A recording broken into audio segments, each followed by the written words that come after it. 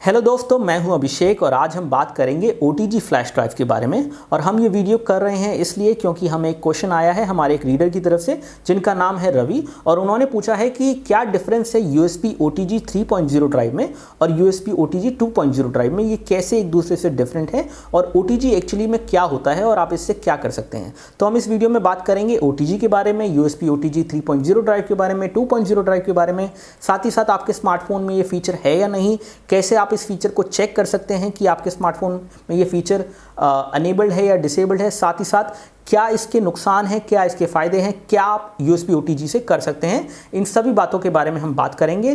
तो सबसे पहले हम स्टार्ट करते हैं OTG के बारे में। तो सबसे पहले हम बात करते हैं USB OTG होता क्या है। USB OTG का मतलब है USB ऑन द गो। ये एक तरह का प्रोटोकॉल है जिसके थ्रू आप इस तरह की दो फ्लैश ड्राइव अपने स्मार्टफोन से कनेक्ट कर सकते हैं, जिसमें ये फ्लैश ड्राइव है नॉर्मल तरीके की जिसको आप USB OTG केबल के थ्रू अपने स्मार्टफोन से कनेक्ट कर सकते हैं, और ये फ्लैश ड्राइव है एक OTG फ्लैश ड्राइव जिसे आप डायरेक्टली अपने स्मार्टफोन से कनेक्ट कर सकते हैं। इस तरह से जब आप इन दोनों फ्लैश ड्राइव को अपने स्मार्टफोन से कनेक्ट करेंगे तो आप इनमें जो भी फाइल्स हैं, जो भी कंटेंट्स हैं, चाहे वो वीडियोज़ हैं, पिक्चर्स हैं, टेक्स्ट फाइल्स हैं, कुछ भी हैं, वो सब अपने स्मार्टफोन पे खोल सकते हैं, उनको एडिट कर सकते हैं, उनको प्ले कर सकते हैं, और ये सारे फीचर्स इस पर्टिकुलर प्रोटोकॉल के थ्रू प्रोवाइडेड हैं। अब हम बात करते हैं बाकी और आप क्या कर सकते हैं OTG से। दूसरी चीज़ जो आप स्मार्टफोन पे कर सकते हैं अगर OTG फीचर आपके फ़ोन पे अनेबल्ड है, वो है ये कि आप माउस और कीबोर्ड दोनों ही अपने स्मार्टफोन से कनेक्ट कर सकते हैं, गेमिंग कर सकते हैं, फ़ोन के इंटरफेस को कंट्रोल कर सकते हैं, चीज़ें सिलेक्ट कर सकते हैं। फंक्शनैलिटी थोड़ी सी लिमिटेड रहेगी,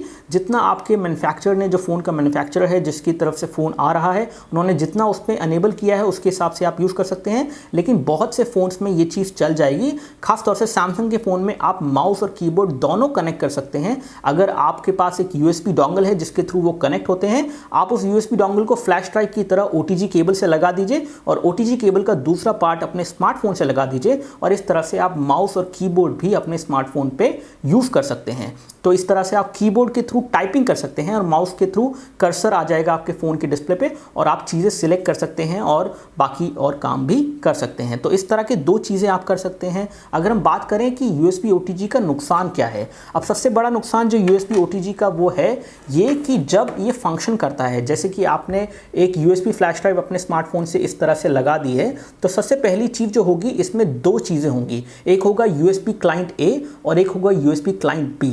अब इस केस में USB क्लाइंट A जो है वो आपका स्मार्टफोन है, क्योंकि इस पर्टिकुलर कनेक्शन के अंदर अगर कोई भी डेटा ट्रांसफ़र आपको करना है तो इस पर्टिकुलर USB ड्राइव को थोड़ा सा करंट चाहिए। अब इस तरह के कनेक्शन में USB फ्लैश ड्राइव आपके फ़ोन से करंट विड्रॉ करेगी, और इस करंट के विड्रॉ करने की वजह से आपके फ़ोन की बैटरी और तेज़ी से ड्रेन होगी, यानी कि आपके फ़ोन में बैटरी बहुत जल्दी ख़त्म हो जाएगी, और साथ ही साथ फ्लैश ड्राइव और फ़ोन दोनों ही हीटअप भी हो जाएंगे। तो अगर आप कोई हाई डेफिनेशन मूवी प्ले कर रहे हैं तो आपको ये चीज़ ज़रूर महसूस होगी, और उस केस में अगर ऐसा आपने कनेक्शन कर रखा है तो आप फ़ोन को चार्ज भी नहीं कर सकते हैं, क्योंकि जो चार्जिंग पोर्ट है उसी पे USB फ्लैश ड्राइव लगी हुई है, जिसकी वजह से वो हीटअप भी हो रही है, आपका स्मार्टफोन भी हीटअप हो रहा है और बैटरी भी ड्रेन हो रही है। ये एक तरह का प्रॉब्लम है USB OTG फंक्शनैलिटी में, लेकिन ये इसी तरह से अभी इसका और कोई सॉल्यूशन नहीं है। कुछ कनेक्टर्स मार्केट में इस तरह के आते हैं जिसके थ्रू आप चार्जिंग और साथ साथ OTG फंक्शनैलिटी दोनों चीज़ें साथ में कर पाएँ। उस केस में उस कनेक्टर्स के थ्रू आप USB OTG फ्लैश ड्राइव अपने फ़ोन से लगा सकते हैं,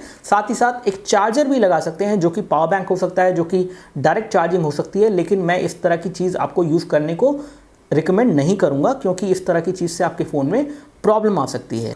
बात करते हैं इस बारे में कि कैसे आप पता लगा सकते हैं कि आपके फ़ोन में USB OTG फंक्शनैलिटी है या नहीं। सबसे पहले मैं बता दूं, USB OTG फंक्शनैलिटी सिर्फ सॉफ्टवेयर नहीं है, ये एक हार्डवेयर भी है। तो अगर आपके फ़ोन में OTG फीचर सपोर्टेड है और साथ साथ सॉफ्टवेयर में वो अनेबल्ड है, तभी आप OTG फंक्शनैलिटी अपने फ़ोन पे यूज़ कर सकते हैं। फॉर एग्जांपल, गूगल के नेक्सस डिवाइसेस में OTG फीचर का हार्डवेयर होता है, लेकिन सॉफ्टवेयर बेसिस पे उसे डिसेबल किया जाता है। तो आप कुछ एप्लीकेशन यूज़ कर सकते हैं जैसे कि नेक्सस मीडिया इंपोर्टर, जिसके थ्रू आप उस फंक्शनैलिटी को अनेबल कर सकते हैं और USB फीचर, OTG फीचर को नेक्सस डिवाइसेस पे भी यूज़ कर सकते हैं। तो नॉर्मली आपको ये चीज़ करने के लिए अपने फ़ोन को रूट करना होगा। अगर आपके पास नॉन नेक्सस डिवाइसेस हैं तो उस केस में आपको अपने फ़ोन को रूट करना होगा, और फिर उसके बाद अगर आपके हार्डवेयर जो OTG का है वो आपके फ़ोन में है तो आप सॉफ्टवेयर को भी अनेबल कर सकते हैं और उस फीचर को अनेबल कर सकते हैं, जो कि मैं आपको रिकमेंड नहीं करूँगा, लेकिन वो एक तरीका है जिसके थ्रू आप अपने फ़ोन में OTG अनेबल कर सकते हैं। साथ ही साथ अगर आप ये जानना चाहते हैं कि आपके फ़ोन में OTG सपोर्ट है या नहीं, उसके लिए कुछ एप्लीकेशंस हैं, कुछ तरीके हैं। ये सारी एप्लीकेशंस और सारे तरीके जो आर्टिकल्स हैं जो हमने लिखे हैं, इन सब के लिंक्स डिस्क्रिप्शन में दिए गए हैं इस वीडियो में। आप उनको क्लिक करके पढ़ सकते हैं और जान सकते हैं कि आपके फ़ोन में OTG सपोर्ट है या नहीं। इसी के साथ मैं इस वीडियो को समाप्त करता हूं। मैंने पूरी कोशिश की है कि इस वीडियो के अंदर OTG से रिलेटेड जो भी आपकी क्वेरीज हैं वो सॉल्व हो पाएँ। अगर नहीं हुई हैं तो प्लीज़ इस वीडियो के कमेंट सेक्शन में उन क्वेरीज को लिखिए। साथ ही साथ अगर आपको किसी और टेक्नोलॉजी के बारे में जानना है जो कि स्मार्टफोन से रिलेटेड है तो उसके बारे में लिखिए और मैं कोशिश करूँगा जल्द से जल्द उन पर वीडियोज़ बनाने की और आपको उन क्वेरीज के बारे में आंसर देने की। इसी के साथ मैं इस वीडियो को समाप्त करता हूँ। बहुत बहुत शुक्रिया आपका इस वीडियो को देखने के लिए। धन्यवाद।